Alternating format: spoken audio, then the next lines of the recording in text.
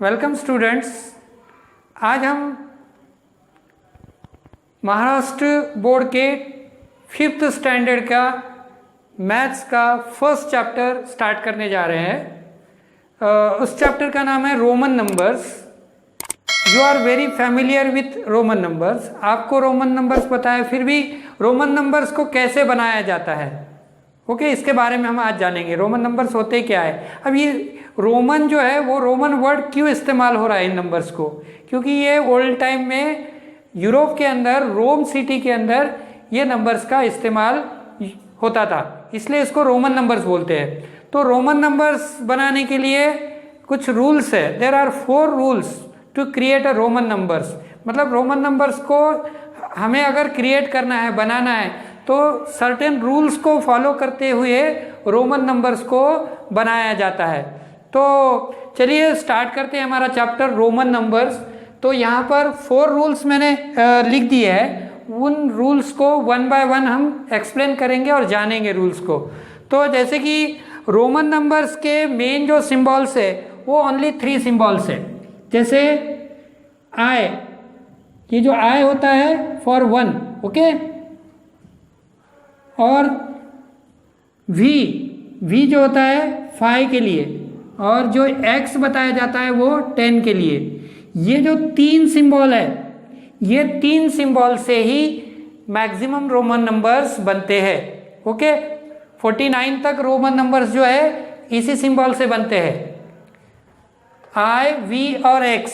I stand for 1, V stand for 5 और X stand for 10। In 3 symbols को मिलाकर Roman numbers बनाए जाते हैं। तो कैसे रोमन नंबर्स बनते हैं हम जानते हैं। रूल फर्स्ट पढ़ते हैं। If either of the symbol I और X is written consecutively 2 or 3 times, their sum total is the number they make।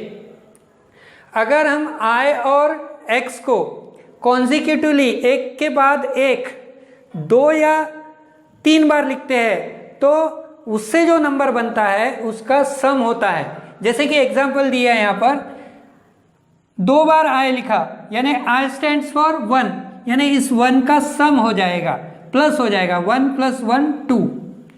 अब x को अगर हम 2 बार लिखते हैं तो यहाँ पर 10 + 10 20 हो जाएगा। अगर x को 3 टाइम लिखते हैं तो वो 30 हो जाएगा।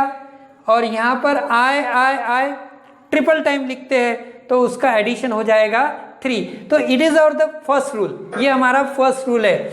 इस रूल में क्या है, I और X को कॉन्जिक्यूटिवली, सिक्वेंटली कितने बार लिखेंगे हम, 2 और 3 टाइम्स ही लिख सकेंगे, ओके। तो उससे जो नंबर बनेगा वो क्या हो जाएगा, दोनों नंबर का सम हो जाएगा, ओके। V जो है ना रिपीट नहीं होता है। जैसे I को हम 2 बार 3 बार लिख सकते हैं, X को 2 बार 3 बार लिख सकते हैं, वैसे V को हम 3 बार नहीं लिख सकते। अगर ऐसा लिखेंगे तो 5 + 5 + 15 नहीं होगा। 2 टाइम्स भी नहीं लिख सकते। It can be right only single times, only 1 time, एक ही बार लिखना है उसको, 3 बार नहीं लिखना है। ये अगर ऐसा हम लिखेंगे तो ये हमारा रोमन नंबर क्या हो जाएगा, रॉन्ग हो जाएगा, ओके। समझ में आया स्टूडेंट्स। हम I को मैक्सिमम 3 टाइम्स लिख सकते हैं, V को नहीं लिखना है, X को 3 टाइम लिख सकते हैं, 2 टाइम लिख सकते हैं, सिंगल टाइम लिख सकते हैं, बट V को नहीं लिख सकते। It is the our first rule, okay.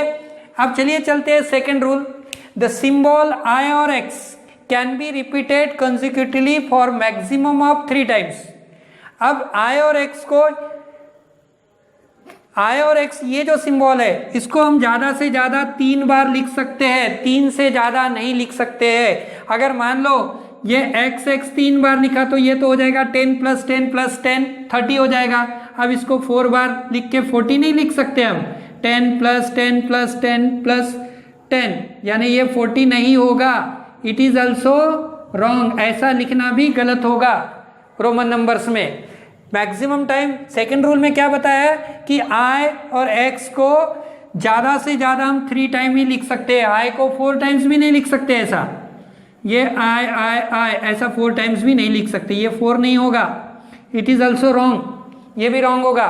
तो सेकंड रूल में हमने क्या पढ़ा कि आई सिंबल और एक्स सिंबल को हम ज़्यादा से ज़्यादा कितने बार रिपीट कर सकते हैं? ओनली 3 टाइम्स रिपीट कर सकते हैं, 3 से ज़्यादा रिपीट नहीं कर सकते। Okay, come to the third rule. अब हम थर्ड रूल के बारे में जानेंगे रोमन नंबर्स का। When either I or V is written on the right of the symbol of a bigger number, its value is added to the value of bigger number. I और V को यदि हम किसी number के, किसी symbol के right side में लिखते हैं तो उसका वैल्यू इंक्रीज होता है, बढ़ जाता है। जैसे कि एग्जांपल, ये V एक नंबर है और V के राइट साइड में, ओके, ये V एक नंबर है 5 और इसके राइट साइड में अगर मैंने लिखा तो जो पहला नंबर है 5, ये उसके अंदर I यानी 1 क्या हो जाता है? प्लस हो जाता है, यानी that is 5 + 1 it is a 6, value बढ़ जाता है, is added to the value of the bigger number. Okay, अब x यानी 10 के बाद अगर मैं ये नंबर लिखता हूँ I दैट इज 1, तो यहाँ पर भी नंबर, ये नंबर का वैल्यू बढ़ जाएगा, यानी 10 + 1 क्या हो जाएगा? 11 हो जाएगा। उसके बाद x के बाद v लिखता हूं तो x बिगर नंबर है, ये 10 है और v 5 है, 10 + 5 15 हो जाएगा। अगर हम राइट साइड को लिखते हैं किसी, ये हमारा नंबर है मेन सिंबल, और उसके बाद में अगर i और v को ही लिखते हैं तो वो नंबर क्या होता है? बढ़ जाता है वैल्यू उसका। अब v के बाद 2 बार i लिखे तो इसका मतलब एक आया का वैल्यू 1 है और ये 1 + 1 2 हो जाएगा, 5 + 2 7 हो जाएगा। अब x के बाद 2 बार i लिखते हैं तो 10 + 2 12 हो जाएगा। x के बाद अगर हम v यानी 5 और 1 आए तो ये वैल्यू बढ़ जाएगा, 10 + 5 + 1 यानी कितना हो जाएगा? 16 हो जाएगा। इसको हम ऐसे भी लिख सकते हैं 10, ये कितना हो जाएगा? अभी ये हो गया 10, ये हो गया 5 15 और 1 1 3 टाइम्स यानी 18 हो गया, ये है ना।